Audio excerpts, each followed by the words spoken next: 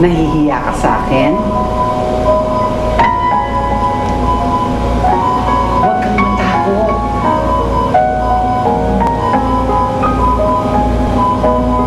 Para kay Dave yan? Opo. Halika. Sige na. Ibigay mo sa kanya.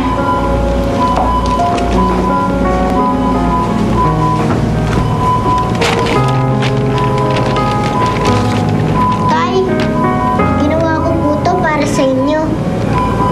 Tinuruan po ko ni Lola Gim magsulat. Ay, tulog pala po kayo. Sige, babasahin ko na lang po para sa inyo. Kasi po alam ko naman po na naririnig niyo ko eh. Mahal kita, tatay. Ilan po kayo ko isulat eh. Dadagdagan ko na lang po next time para mas mahaba. Sige po, tay. Bye-bye!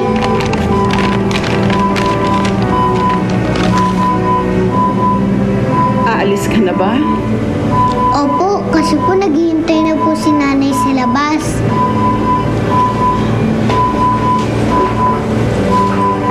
Bianca, sandali lang. Bianca.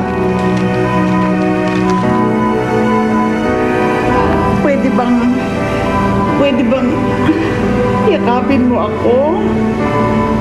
Tapos po, alis na po ako ha.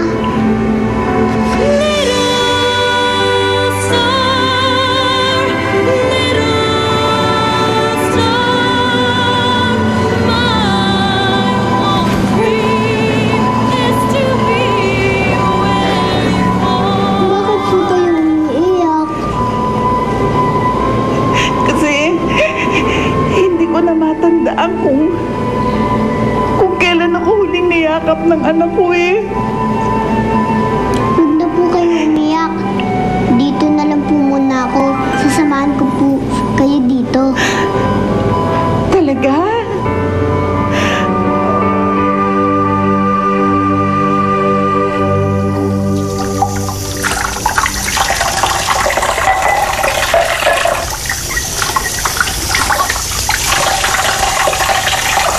Oh, ako lang dyan. Okay lang. Kaya ko to. O di ba may pasok ka pa? Di na. Hindi na ako pasok doon. Ano? Bakit? Wala lang. Gusto ko na talaga ng panibagong buhay. Mabuti naman. Sana dire-diretso na. Ayoko na sayangin yung pagkakataong ibinigay ninyo sa akin. O sige na, ako na maghugas. Ako na. Pakitapon mo na lang yung basura. Sige.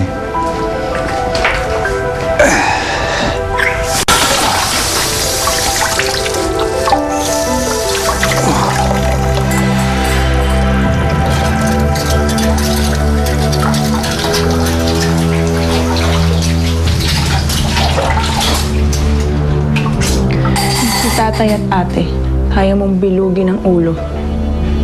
Ako hindi. Alam kong nagpapanggap ka lang